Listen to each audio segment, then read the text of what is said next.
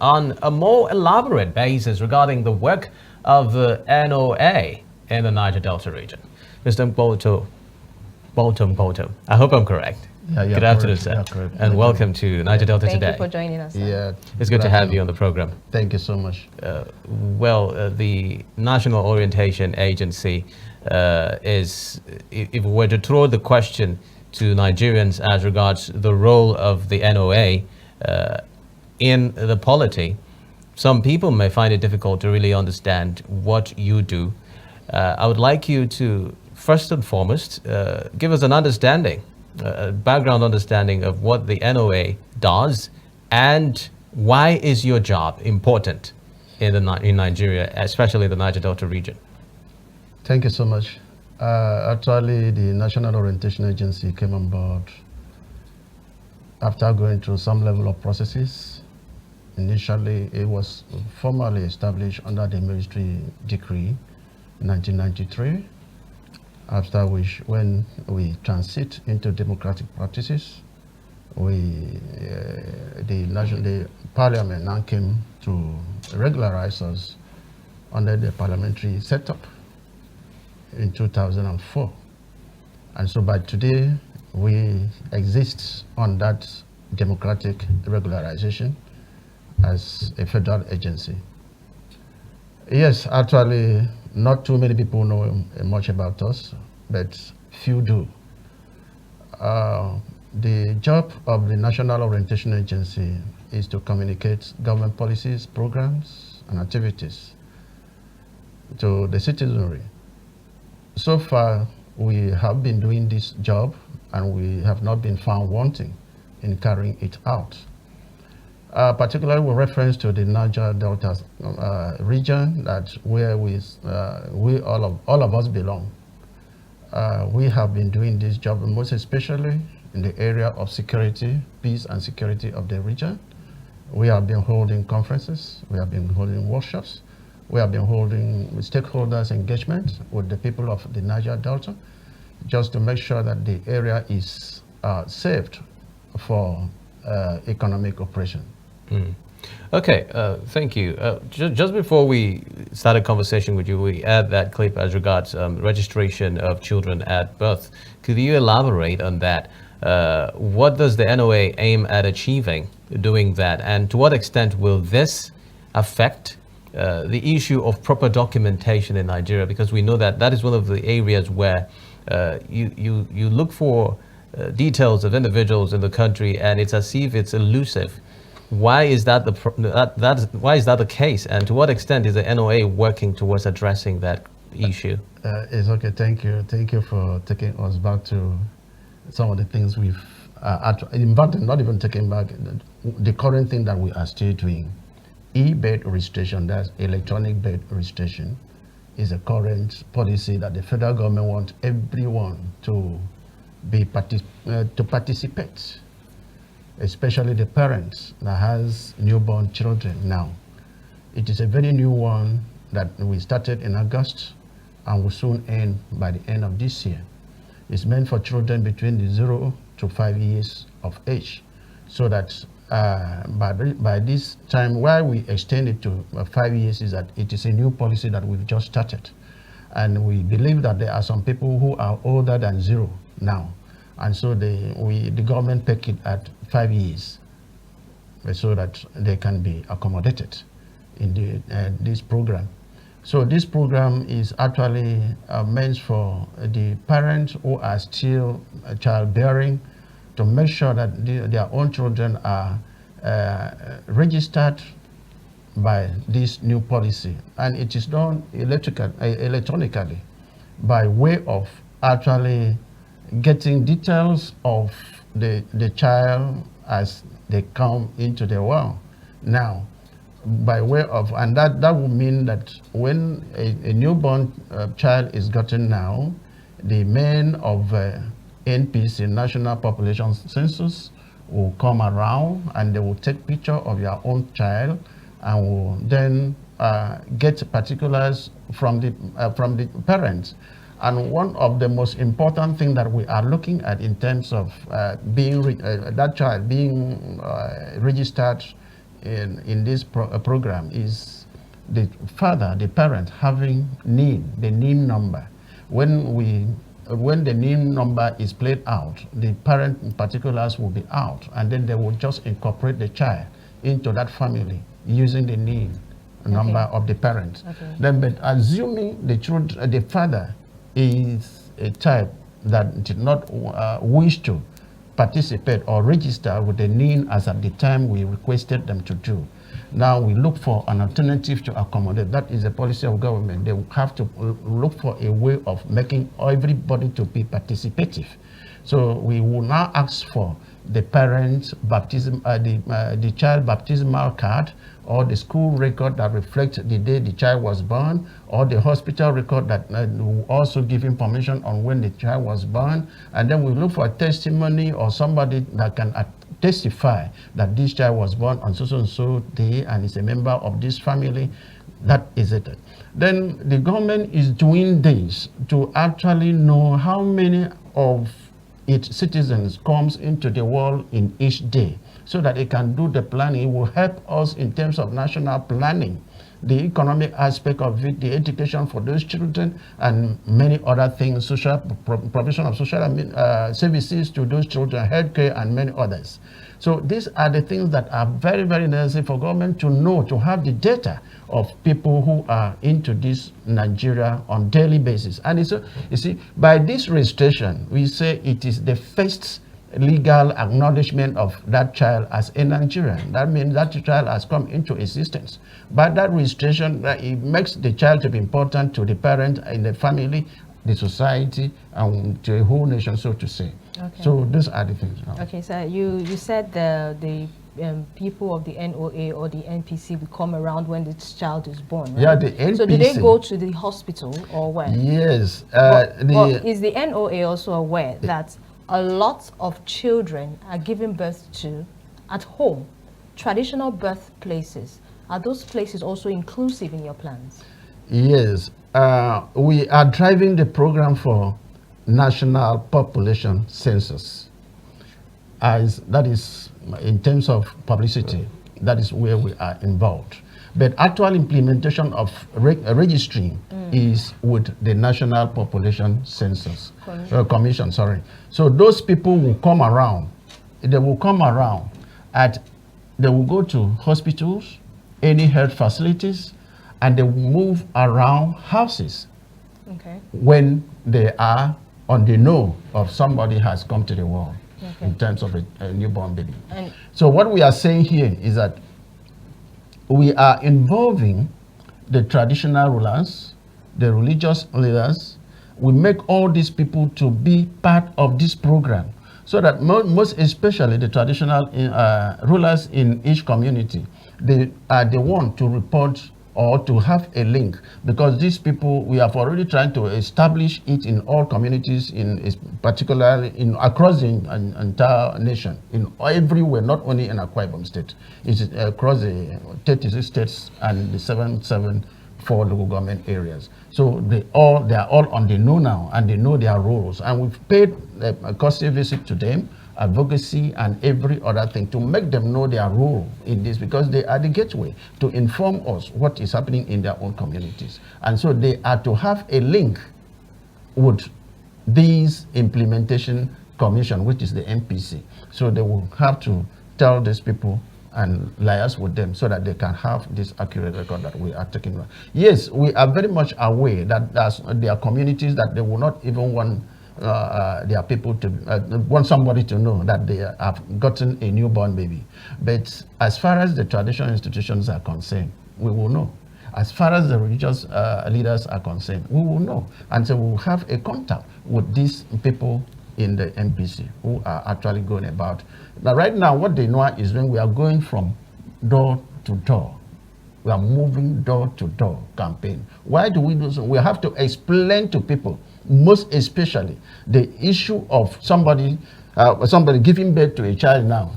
And you see somebody coming from and say, oh, I'm an NPC person and I want to do this, and he has a capturing of the face of your child. Is it not suspicious? So we are trying to tell people that it has nothing outside government administrative purposes. that it has nothing, that we have to, the NPC must have the picture of your son or your daughter from the first day of its birth, and this picture will be in the birth registration alongside with the NIN number right from the time of the birth of this child. If I got you clearly while you were speaking, you made mention of the fact that it's begun in August and it's going to be concluding at the end of the year. Yeah. That operational window, do you think the time is enough to achieve all of this that you have mentioned? Yes, actually, this is the only free period that we may talk of. If the program will be a continuous one, from January we'll still go ahead. But this is the one that we are actively involved in making people to know, and it is free and very simple the way I have just explained. Okay. Mr. Mkpoutom, thank you very much. Well, let's get to the meat of the issue right now, which is, of course, the topical issue we were to discuss today, talking about the re-engineering of regional consciousness amongst Niger Deltans. And this topic summarily talks about how the NOA has been working in terms of ensuring that those issues that affect the Niger Delta are addressed. To what extent is your job covering that? And what are those areas that you would say the hotspots when it comes to issues that Niger Deltans are really complaining about, and efforts that the NOA is initiating in communicating government policies in such a way that it affects the Niger Deltans positively? Thank you so much. Incidentally, you can see I am from here. I'm in the Niger Delta, and so I know the problem of the Niger Delta. And I can tell you how far government has gone in terms of executing the aims and objective of establishing the Niger Delta in 2002. So because the essence of government coming into Niger Delta was to make sure that some of the socio-economic challenges were addressed. And this came about by way of provision of social infrastructure and many other things that will help the Niger Deltans to be afresh and be enjoyable in their own society. Actually, before the coming of the democratic system of government, you know, we have been clamoring, we have been calling on the government to make plans on how to solve the problem of Niger Delta. We was on the issue of environmental degradation and many other things that anybody can think about. We saw that as at that time, because of the oil that is available in this other side of the area, everybody wanted to be a lord, including the militancy. They wanted to call everything until the government actually came in and set up an interventionist agency, which is the Niger Delta Commission. So today, it has actually attempted or tried its own best to assuage some of these challenges that we have seen in our community today. So as it concerns us, the National Orientation Agency, I had earlier said in my statement before now that we have been having conferences, meetings, and all this with the leadership and some people that has to do with the implementation of Niger Delta NDDC mandate, and tell them these are what the people are saying. What can you do? And most of the time they have shown us to what extent they have gone in terms of project execution, in terms of manpower development, in terms of all those other things that we have tried. Yes, they might not be all that altogether good in terms of performance, but we need to work with them to see how they can make their own performances highlighted and for people to know, because there are times they are making some of this effort and the effort is not seen, recognized, being identified by other people, but they are working. So this time around, what we normally do, we used to interact with them and ask them to come and talk to people, what have you done? And they will come out to say, these are the things that we have done. Unfortunately, this is the first time I'm hearing this way.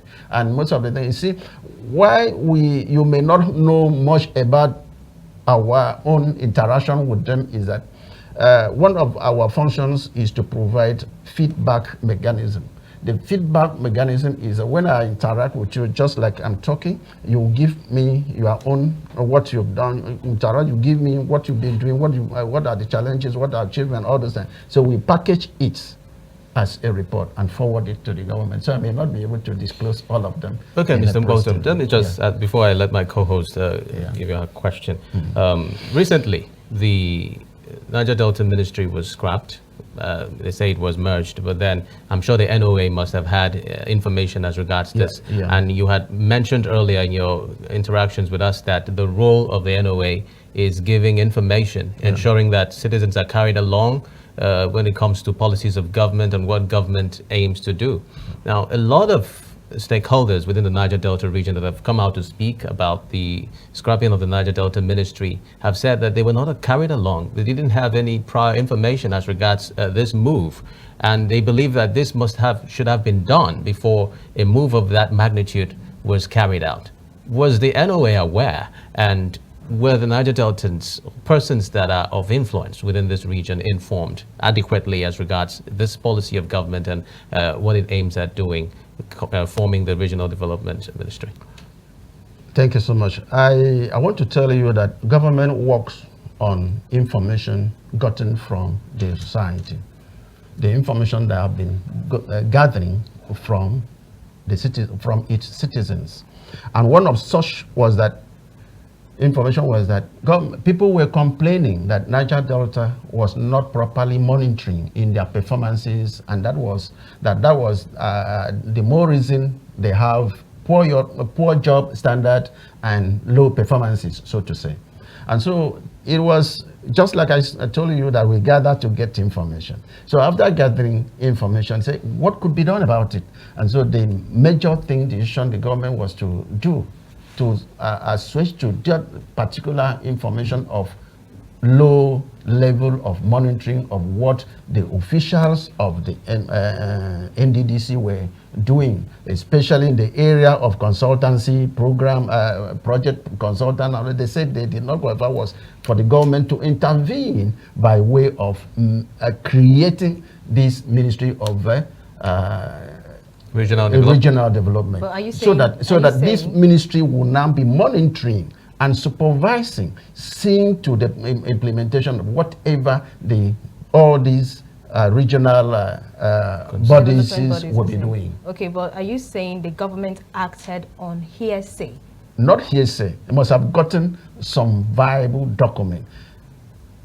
Viable document are the complaints from the citizens, the suggestions from the citizens, all gathered and sent to government. It's not a mere hearsay. And most of the time they will ask, come, show us where are the things you people have done. And so some of these things that we call accountability must have come to play. But if you're talking about, they called the NDDC and other development agencies to show forth their working, that is to say they were actually carried along, but there is the notion that they were not carried along. So obviously it was just a decision that was made without consulting these people, and their opinions didn't matter. Well, I know where you are saying is that the creation of the ministry, of this new ministry, without telling the people of Niger Delta, I don't think this is entirely government decision, and it must not have been, because even when the federal government consulted some people in the Niger Delta, they would have said no. Whereas at the other side, the other group will say no. This other side will say yes. So when you weigh the two options of opinion, where do you follow to? But that is what democracy is about. You get the opinions of people, and you try to assuage and dissuade some people as to their own opinions, to come to a conclusion, to arrive at a compromise. Yes, that is what is supposed to be done. Yeah, that is what we are saying now. But that was not done. You know what? That was done. No, that was done. No, that was done. That was done. What I'm saying that was done is that the federal government had gathered the opinion concerning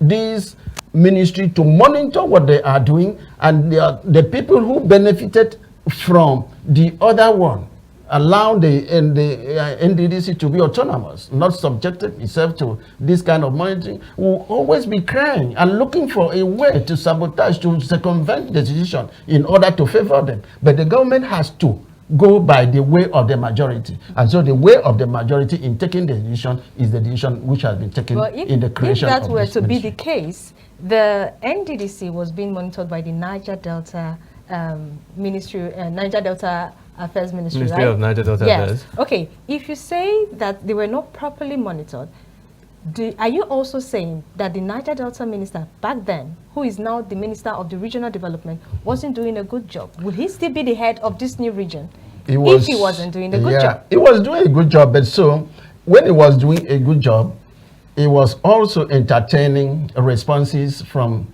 the people living in the Niger Delta. He was still getting their opinion. And the opinions that he got and relay such opinion to Mr. President were that a ministry should be created, a full-time ministry should be created, not only from Niger Delta, but a ministry that will be able to control the entirety, all other region, and make it to be one. Mr. Mkpoutom, that brings us to another very crucial concern that the Niger Deltans are having. You're saying that forming the Regional Development Ministry is in no way beneficial to the Niger Delta. Or is there a way you would say this is what the Niger Deltans are going to benefit? Because, I mean, all the resources, according to the comments that we are getting, is from here. And obviously, these resources would be used to develop other regional ministries that would be benefiting from the Regional Development Ministry. Yes, I want to say that having this ministry will be more beneficial compared to what we had before now.